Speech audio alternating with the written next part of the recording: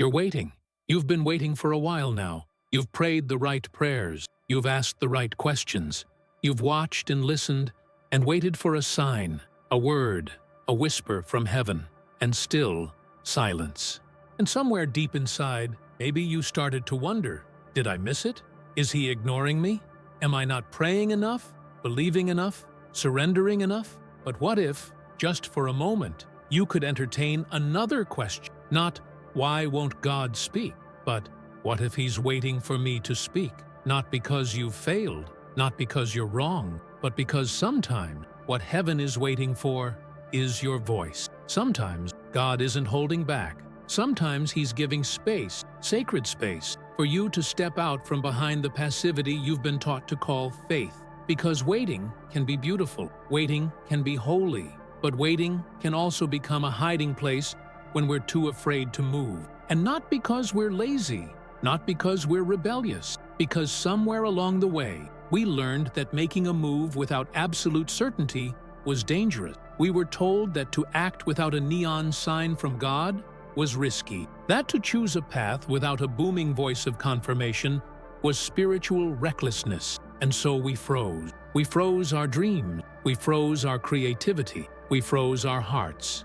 We sat quietly at the feet of heaven, convinced that our silence was reverence, when sometimes it was fear dressed up as obedience.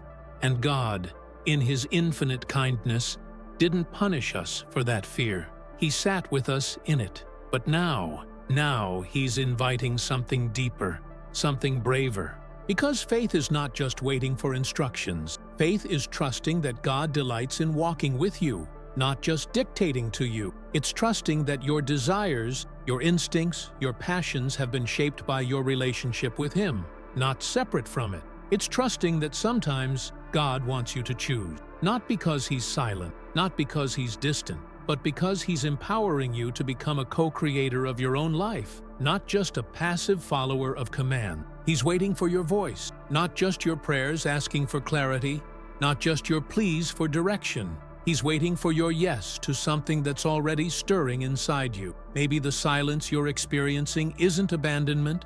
Maybe it's an invitation to stop waiting for perfection and start walking with presence, an invitation to stop expecting certainty and start choosing trust. Because waiting indefinitely, hoping for the perfect moment, the perfect word, the perfect sign, it sounds safe, it feels spiritual, but it can become a cage where dreams wither, a cage where boldness dies, a cage where you spend your life waiting for permission that heaven already gave you. You were never created just to wait for destiny to happen to you. You were created to partner with it, to step into the unknown with faith, not because you had every answer, but because you knew who was walking with you. And maybe, just maybe, the voice of God you've been straining to hear isn't behind you anymore. Maybe he's in front of you, waiting for you to catch up, waiting for you to speak, waiting for you to say, I choose to trust you, even when I can't hear every word clearly. I choose to believe that you are with me, even when I don't feel a daily download of instructions. I choose to live, not perfectly, but boldly, knowing that your love covers my journey, not just my stillness. Because that's what a relationship looks like. It's not a puppet show. It's not blind obedience without intimacy. It's movement. It's dialogue. It's trust in action. And the truth is, God trusts you more than you think. He trusts the way his spirit lives inside you. He trusts the seeds of wisdom he's planted in your heart. He trusts the character he's shaped through your valleys, not just your victories. And now, maybe it's time for you to trust yourself too, not as your own God, but as someone who is loved enough to be trusted to choose. Because heaven isn't micromanaging your every move. Heaven is cheering you on, cheering when you dream, cheering when you risk, cheering when you dare to believe that maybe, just maybe, the desires rising inside you aren't selfish rebellion. They're holy echoes of who you were always created to become. And if you dare to believe that, if you dare to lift your voice again, if you dare to move without waiting for every single light to turn green, you just might find that heaven was never silent after all. Heaven was singing, singing over your courage, singing over your steps, singing over your imperfect, beautiful, brave yes. In the next part, we'll dive deeper into what it really looks like to speak your heart authentically to God, not just in prayer requests, but in dreams, in declarations, in decisions, because your voice matters. And sometimes, the next move isn't about hearing a new word from God. It's about trusting that the word has already been planted inside you, and it's waiting to grow the moment you say, "I'm ready." When you finally realize that God isn't withholding himself from you, that he's actually waiting for you to trust what he already planted inside you, something shifts. The silence doesn't feel like rejection anymore. It feels like a sacred invitation, an invitation into maturity, into partnership, into a faith that doesn't just wait for commands, but co-creates with the Spirit. Because real relationships are not built on constant instruction, they're built on connection, on dialogue, on trust. Think about any deep relationship you've ever had, a friend, a mentor, someone you truly love. At some point, the conversations change. They stopped telling you what to do all the time. They started trusting you to know their heart. It wasn't abandonment, it was honor. It was a sign of growth. And maybe that's exactly what's happening between you and God right now. Maybe heaven's silence isn't distant. It's a sacred declaration. You know me well enough to walk with me now. Even when you can't hear every step spelled out, you carry my heart inside you. Trust it. You're not just following my orders. You're embodying my love. But it's hard, isn't it? It's hard because silence feels unfamiliar. And unfamiliar often feels unsafe, especially if you grew up equating spiritual obedience with immediate divine feedback. If you were taught that every tiny decision had one right answer and one wrong answer, and that God would surely correct you instantly if you chose poorly, then stepping out without constant confirmation feels terrifying. It feels irresponsible. It feels dangerous. It feels like you're one bad choice away from losing everything. But what if that fear isn't from God at all?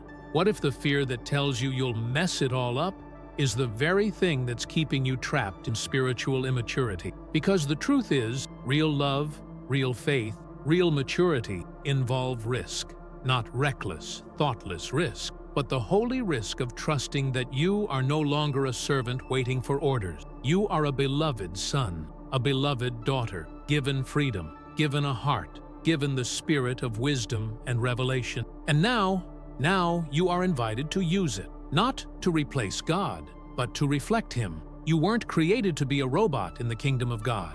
You were created to be a reflection of his image, thinking, feeling, creating, moving in love. And yes, you'll make mistakes sometimes, but mistakes made in love and trust are not the same as rebellion. God is not standing over you with a clipboard, waiting to mark an X next to your name the moment you make a decision without a booming voice telling you it's okay. He's walking beside you, teaching you to think like him, teaching you to feel like him, teaching you to move like him. Because true faith is not mindless obedience. It's courageous partnership. It's saying, God, I might not hear every detail right now, but I know your character. I know your heart, and I trust that if I start walking in the direction that reflects your love, you will guide me, you will course correct me, and you will never abandon me. And when you live that way, when you live like a beloved child instead of a fearful servant, everything changes. Prayer stops being a desperate request for directions. Prayer becomes a conversation between friends. Decision-making stops being a test you're terrified to fail. It becomes an adventure you're invited to co-write. Waiting stops being paralysis. It becomes expectancy, not for a map, but for companionship. Because here's a truth that few dare to tell you. God is more interested in who you are becoming than in every little move you make. He is not obsessed with you choosing the right coffee shop, or the perfect job, or the only correct city to live in. He cares about your heart posture more than your GPS coordinate. He cares that you love where you go, that you bring kindness wherever you move, that you choose mercy, courage, truth, wherever your feet find themselves. Because where you go matters, but who you are while you go matters even more. And that means you don't have to be paralyzed anymore. You don't have to keep waiting for a voice from the sky to validate every small step you take.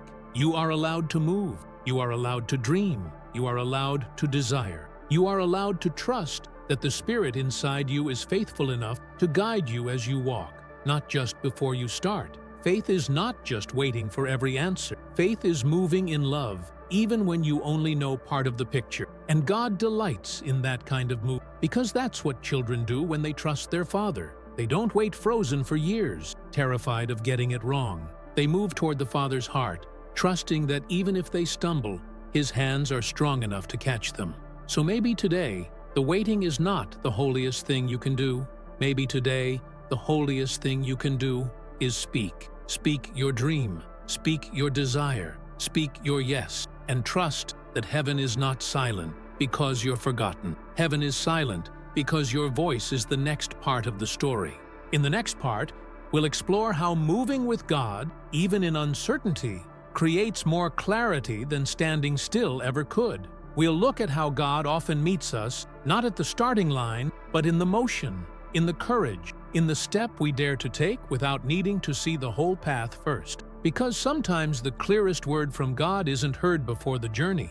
It's found along the way, where trust becomes testimony. Maybe you've heard the phrase, faith without works is dead.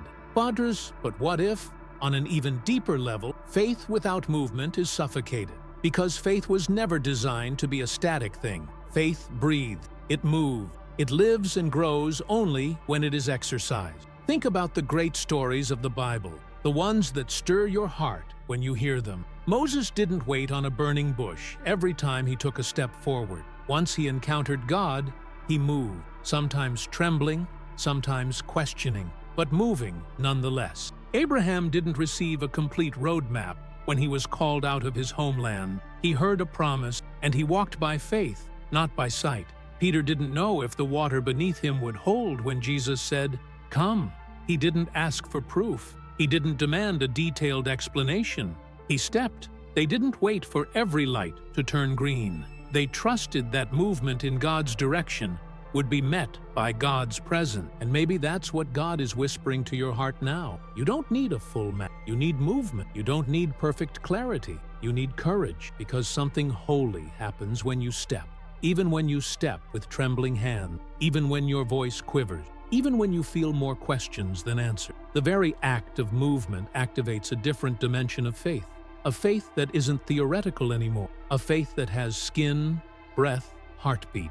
When you step, you give God more to bless. You open doors that standing still could never unlock. You create momentum where stagnation once ruled. You awaken something inside you that waiting alone cannot stir. The confidence that comes not from seeing the whole path, but from trusting the one who walks with you. And here's the mystery most people miss. Clarity often comes after you move, not before. Like headlights on a dark road, they only illuminate a few feet ahead, not the entire journey. But as you drive, the path keeps appearing. Faith is like that. God often reveals the next piece only after you take the first step. You say, "But what if I move and it's wrong? What if moving in the wrong direction teaches you more about the right one than standing still ever could? What if the grace of God is not just in protecting you from mistakes, but in redeeming every misstep you dare to make while you are still seeking Him?" Because it is far easier for God to steer a moving heart than a paralyzed one. Movement allows correction. Movement invites direction. Movement turns waiting into walking. And walking, even stumbling, is how you learn the cadence of trust. This isn't just spiritual theory, it's how your soul was designed. You learn not by standing still forever. You learn by trying, by listening, by adjusting, by leaning deeper into the voice of love that guides, not condemns. Think about a child learning to walk. Do they fall? Of course. Do they wobble? Absolutely. But what do loving parents do? They don't shame the child for falling. They celebrate the fact that the child moved at all. And so does your Heavenly Father. He isn't waiting for you to prove your perfection. He's waiting to celebrate your courage. Each movement, however small, however messy, is a song of trust that rises to His heart. "Look, Father, I'm trying. I believe you're here. I'm choosing to move, even when I don't see clearly." And heaven responds not with scolding, but with celebration, because love always celebrates the courage to trust.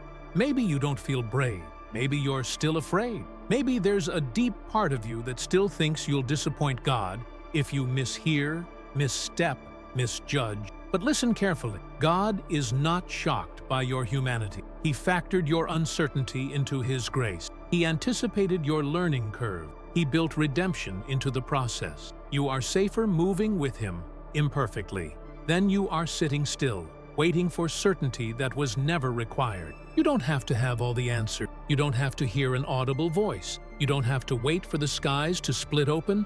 You already have His Spirit inside you. You already carry His heartbeat within yours. You already are loved enough to be trusted to move. And sometimes, the movement of your heart is the very sound heaven has been waiting to hear. Because when you move, you say, "I trust you more than my fear." When you move, you say, "I believe you will catch me even if I fall." When you move, you say, "I believe that your grace is bigger than my mistakes." And that kind of faith, raw, trembling, honest faith, shakes the heavens more than perfect, polished prayers ever could. In the next part, we'll look even deeper into how silence and divine partnership work together, how sometimes God's apparent stillness isn't a test, but an invitation into authority. An invitation for you to stop asking for permission and start living as someone who has already been commissioned to create, move, and build in His love. Because you were never meant to wait forever for an outside command. You were created to move boldly, knowing that the Spirit of the living God moves with you. There's something sacred about realizing that God's silence isn't a punishment. It's a space not of rejection, but of invitation. A space where He's not testing you, He's trusting you. Because silence is not always an absence. Sometimes silence is space for authority to rise. And if you've been sensing that God is quieter with you lately, maybe it's not because He left. Maybe it's because He's honoring the maturity you didn't even realize you were stepping into. Because the goal of a relationship with God was never endless dependence. It was always partnership. It was always growing you into someone who doesn't just wait for every instruction, but someone who walks confidently with the heart of God burning inside you. Someone who knows, "I am not alone. I am carrying His voice, His nature, His dreams into every step I take." That's real spiritual authority, and it's terrifying, isn't it? Because it feels so much easier, so much safer to stay small, to stay waiting, to stay in the place where you only move if the cloud moves, only act if you get a fresh sign. But maturity in the kingdom means learning to move, not just because you hear a command, but because you know His character. It's choosing to live by what you already know about His goodness, His mercy, His dreams, not waiting to be hand-fed confirmation for every breath you take. Because you already carry His heart. You already carry His Spirit. And that means sometimes God isn't giving you a new word because you already have His permission to move. It's like when a parent steps back at a playground, smiling gently, not because they've abandoned their child, but because they're letting them explore, not because they want them to fall, but because they know the child needs to learn the beauty of choosing for themselves, of taking a risk, of making a decision, of becoming. And if they do fall, the parent doesn't shame them. They scoop them up, dust them off, celebrate that they dared to live. And God is the same. He doesn't stand back to watch you fail. He steps back so that you'll realize you were never designed to live in perpetual fear of failure. You were designed to live in the boldness of trust, to trust that His love is the safety net, to trust that His grace is the cushion, to trust that even if you move imperfectly, you are moving in Him. And in that trust, you discover something radical. You have more authority than you thought. You have more freedom than you imagined. You have more permission than you ever dared to believe. Because God is not just calling you to follow orders. He's calling you to co-rule with Him. He's not just calling you to listen. He's calling you to speak, to declare dreams, to step into purpose, to create beauty, to bring restoration, to be a vessel not only of obedience, but of initiative soaked in intimacy, because true sons and daughters don't just wait for commands. They carry the culture of the Father's heart into every space they touch. They know, I move because I know Him. I create because I reflect Him. I speak because I have heard enough to know what He loves. And so now, the silence doesn't scare you anymore.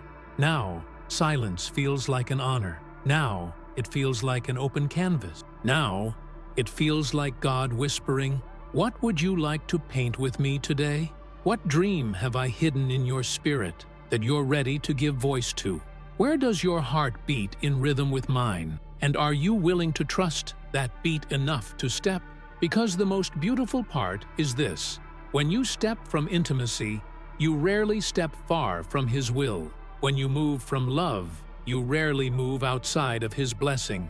Because you're not moving alone. You're moving with the heartbeat of heaven woven into your chest. And every shaky step, every whispered prayer, every trembling yes, it's all wrapped in His grace. You don't have to be afraid of missing it. You don't have to be paralyzed by the fear of getting it wrong. You get to live in the wild, wide-open adventure of being led by trust, not terror. You get to be a pioneer of the dreams God dreamed when He first knit you together. And the truth is, the world doesn't just need people who wait perfectly. The world needs people who trust boldly, who risk beautifully, who believe that sometimes the holiest thing you can do is stop waiting for permission and start moving with purpose. In the next part, we'll step into what it practically looks like to speak your heart to God. Not just in safe prayers, but in declarations that shape your future. Declarations that align your soul with His Spirit and remind you that your voice, your dreams, and your choices are not an interruption to God's plan. They are part of the plan. Because when you finally dare to believe your voice matters, the heavens don't grow silent. They start singing with you. Maybe no one ever told you, but your voice matters in heaven.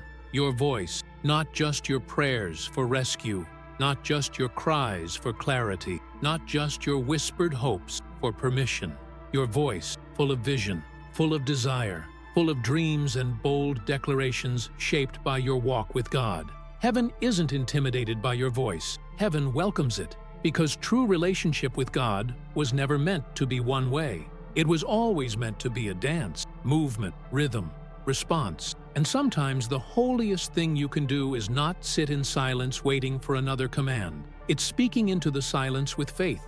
It's daring to say, "Here's what I'm believing for. Here's where I feel you stirring me to go. Here's the dream that won't leave my heart, and I trust you enough to move toward it." You're not meant to be a passive recipient of God's will.